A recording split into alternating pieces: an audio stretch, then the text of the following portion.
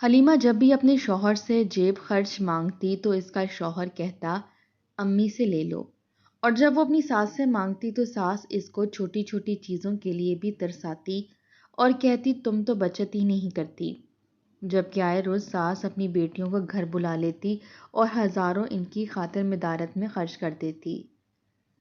تنگ آ کر حلیمہ نے آن لائن کام شروع کر لیا اور لاکھوں کمانے لگی۔ ساس نے بہو کے جب بدلے تیور دیکھے تو بہو کو بد چلن ثابت کر کے گھر سے نکال دیا۔ حلیمہ کا شوہر ایک روز طلاق دینے جیسے اپنے سسرال پہنچا، سامنے کا منظر دیکھ کر اس کی حیرت کی انتہا نہ رہی۔ سامنے: عدیل، مجھے آپ سے ایک بہت ضروری بات کرنی ہے۔ حلیمہ کا شوہر عدیل آفس جانے کے لیے تیار کھڑا تھا۔ وہ ابھی ابھی کچن سے اس کا ٹفن تیار کر کے لائی تھی۔ عدیل نے حلیمہ کے ہاتھ سے ٹفن لے لیا کیونکہ اسے آفس سے دیر ہو رہی تھی، اور ساتھ ساتھ اس سے پوچھنے بھی لگا کہ کیا بات ہے۔ عدیل، مجھے کچھ پیسوں کی ضرورت ہے کیونکہ میں نے اپنا نیا سوٹ لینا ہے۔ آپ تو جانتے ہیں کہ میرے بھتیجے کا عقیقہ آنے والا ہے۔ وہ چمکتی نگاہوں سے اس کی طرف دیکھنے لگی کیونکہ وہ اپنے بھتیجے کے عقیقے کے لیے بہت پرجوش تھی۔ حلیمہ، میں نے تمہیں کتنی بار کہا ہے کہ جب بھی تمہیں پیسوں کی ضرورت ہو تو تم امی سے لے لیا کرو۔ میں ہر مہینے ہی انہیں گھر کے خرچے کے لیے پیسے دیتا ہوں۔ وہ مصروف سے انداز میں کہتے ہوئے بیگ میں لیپ ٹاپ ڈالنے لگا۔ وہ بیچاری منہ بسور کر رہ گئی کیونکہ وہ ان سے یہ نہ کہہ سکتی تھی کہ اس کی ساس تو اسے پیسے ہی نہیں دیتی۔ اس سے پہلے کہ وہ شوہر سے کوئی اور بات کرتی، وہ کمرے سے ہی باہر نکل گیا۔ وہ تو آفس چلا گیا، مگر حلیمہ بیچاری سر تھام کر بیٹھ گئی۔ اس کی آنکھیں بھی نم ہو رہی تھیں۔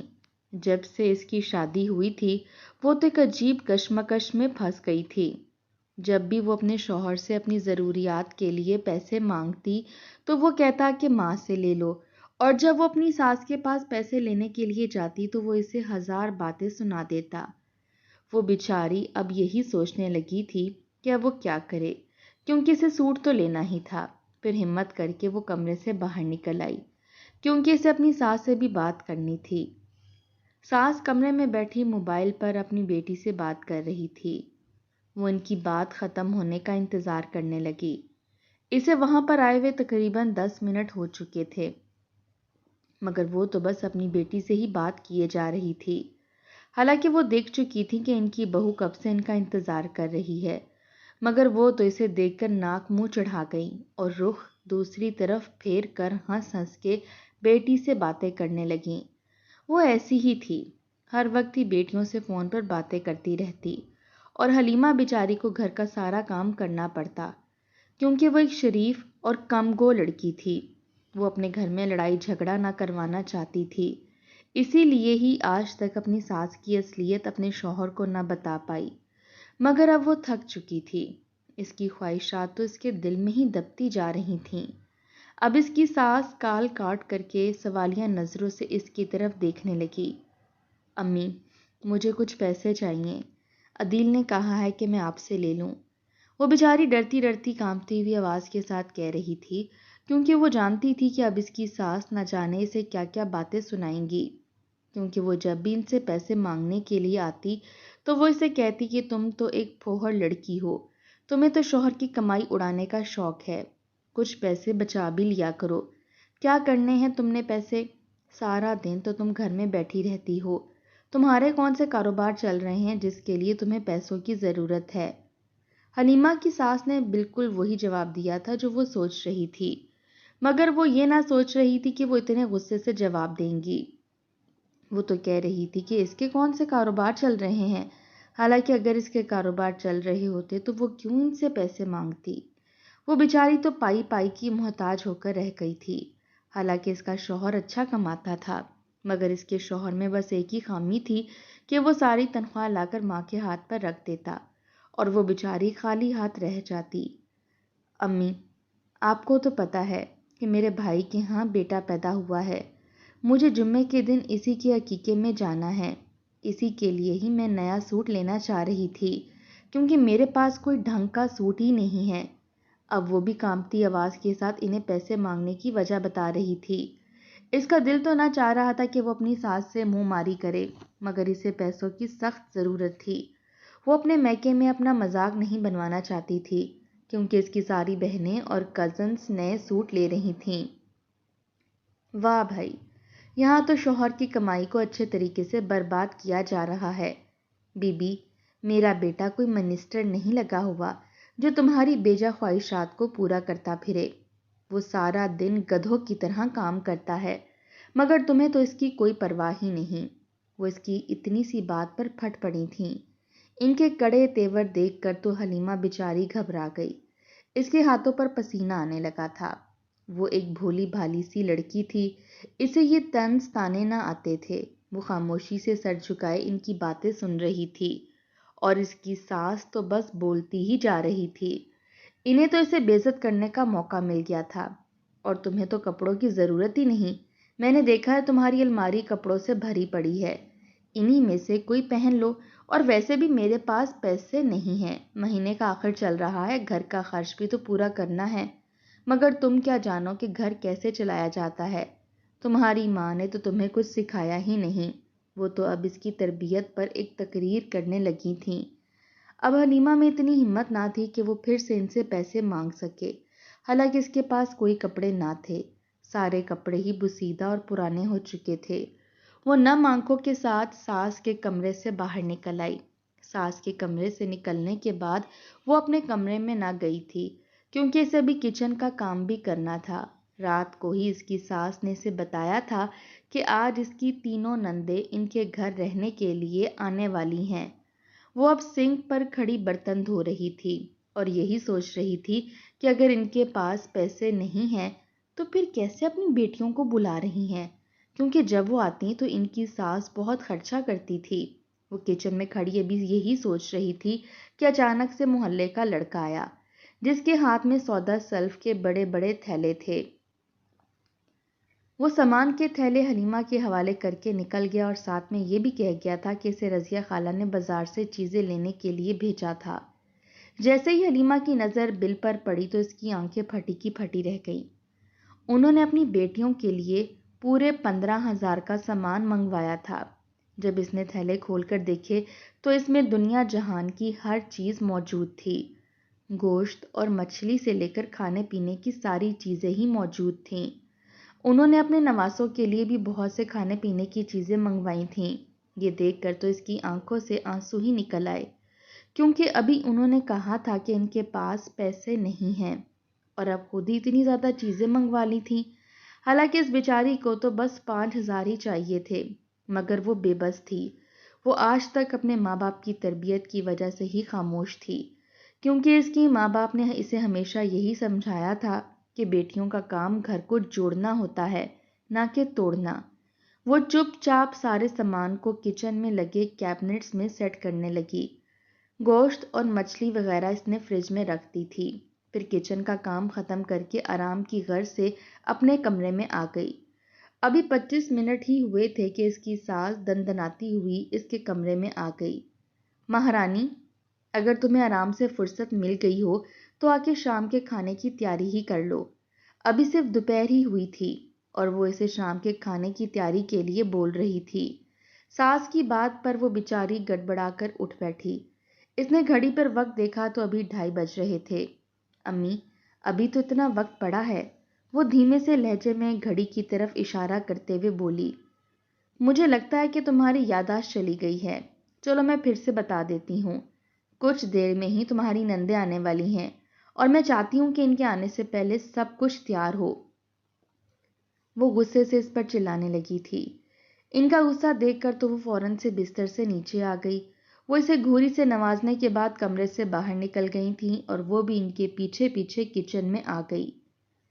اس کی ساس نے فرمائشوں کی ایک لمبی لسٹ اس کے ہاتھ میں تھما دی اور خود کچن سے باہر نکل گئی۔ دراصل اس کی ساس یہ چاہتی تھی کہ اس کی بیٹیوں کے آنے سے پہلے سب کچھ تیار ہو۔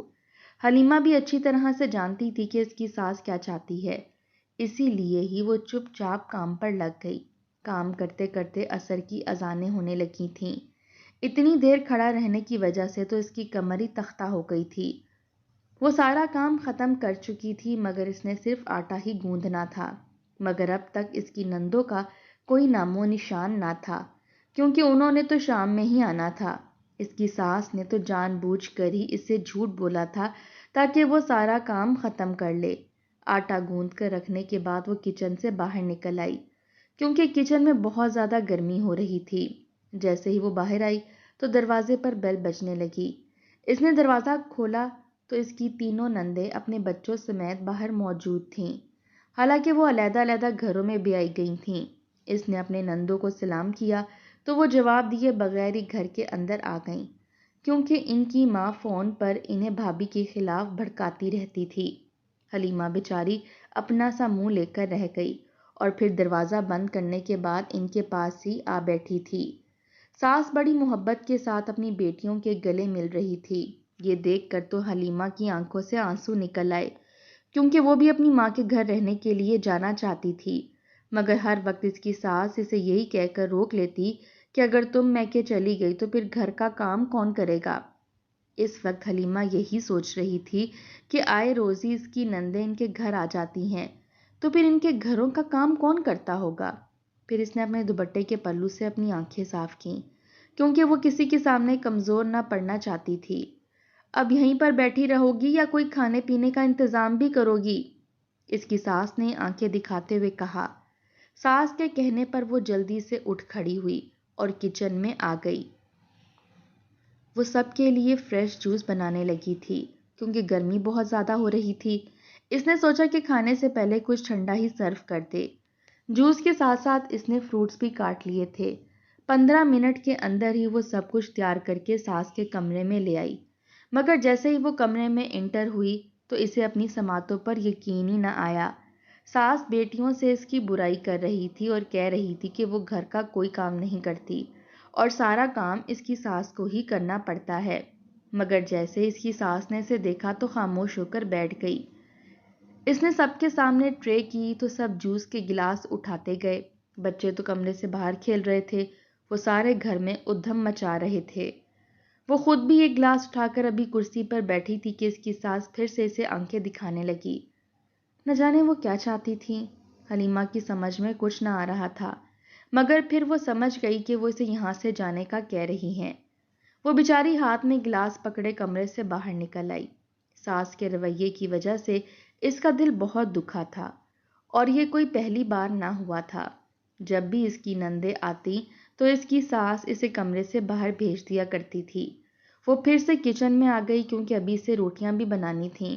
برتن وغیرہ سیٹ کرنے کے بعد اس نے جلدی جلدی روٹیاں بھی بنا دیں۔ شام ہو چکی تھی اور اس کا شوہر بھی آفس سے واپس آ چکا تھا۔ اب سب لوگ ڈائننگ ٹیبل پر بیٹھے کھانا کھا رہے تھے۔ ایک وہی تھی جو کچن میں کھڑی روٹیاں بنا رہی تھی، کیونکہ اس کی ساس نے سختی سے کہہ دیا تھا کہ انہیں گرم روٹیاں ہی چاہیے۔ سب لوگ اب کھانا کھا چکے تھے۔ سارا کام ختم کرنے کے بعد جب وہ کمرے میں گئی تو اس کا شوہر سو چکا تھا۔ یہ دیکھ کر تو اس کی آنکھوں پھر سے بھر گئیں۔ وہ تو اپنے شوہر کے ساتھ اپنا دکھ سکھ بانٹنا چاہتی تھی، اور ابھی تک اس کے سوٹ والا مسئلہ بھی حل نہ ہوا تھا۔ ساری رات ہی وہ آنسو بہاتی رہی تھی۔ صبح کے قریب اس کی آنکھ لگ گئی تھی، مگر اسے نماز کے وقت ہی اٹھنا پڑا، کیونکہ ناشتے وغیرہ کا انتظام بھی اس نے ہی کرنا تھا۔ وہ تو بس اس گھر کی نوکرانی بن کر رہ گئی تھی۔ اس کی نندیں 2 دن تک اس کے گھر میں ہی رہی تھیں، اور وہ ان 2 دنوں میں گھن چکر بن کر رہ گئی تھی۔ آج شام کو ہی وہ اپنے اپنے گھر واپس لوٹ گئی تھیں۔ صبح جمعہ تھا، یعنی اسے اپنے بھائی کے گھر عقیقے میں جانا تھا۔ اس کا دل بہت اداس ہو رہا تھا۔ اس نے فون اٹھایا اور اپنی دوست سے بات کرنے لگی۔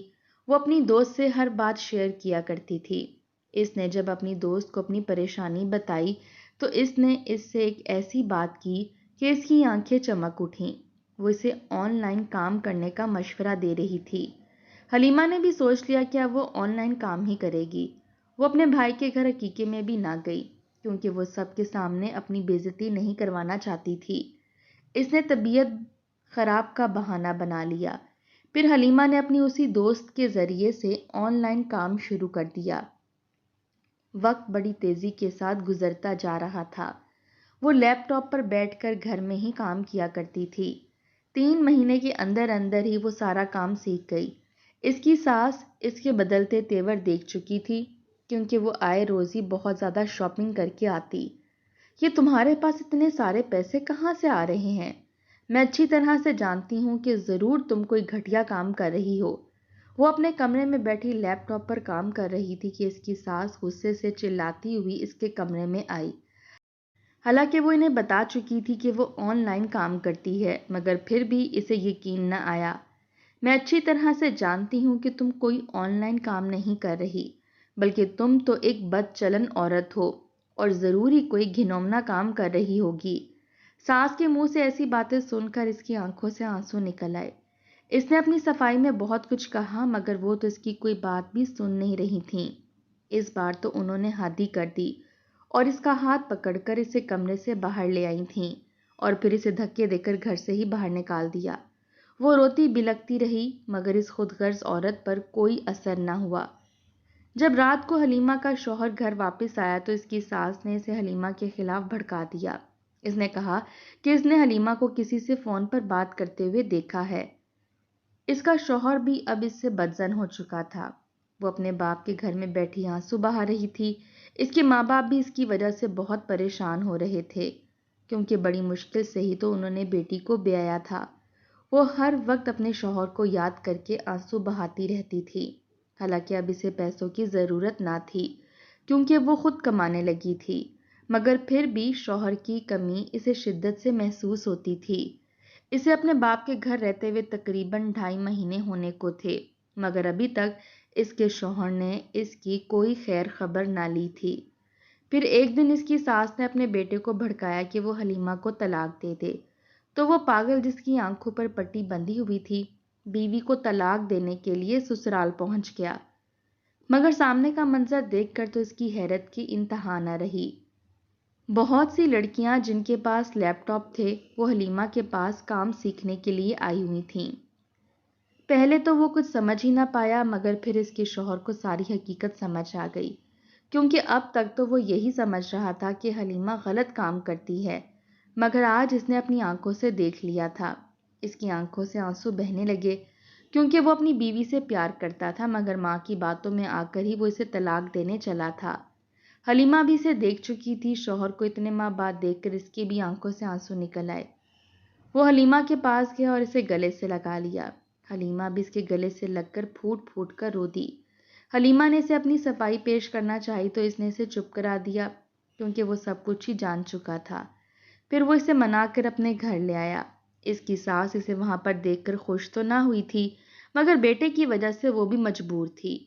آہستہ آہستہ اسے بھی حلیمہ کے کام کی حقیقت معلوم ہو گئی، تو وہ بھی بہو کی قدر کرنے لگی، کیونکہ وہ اب لاکھوں میں کما رہی تھی۔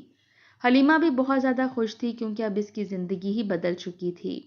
اب اسے ایک ایک پائی کے لیے کسی کی منتیں نہیں کرنی پڑتی تھیں، اور وہ ہر وقت یہی سوچتی تھی کہ ہر عورت کو ہی خود مختار ہونا چاہیے، تاکہ اسے کسی کے سامنے ہاتھ نہ پھیلانا پڑے۔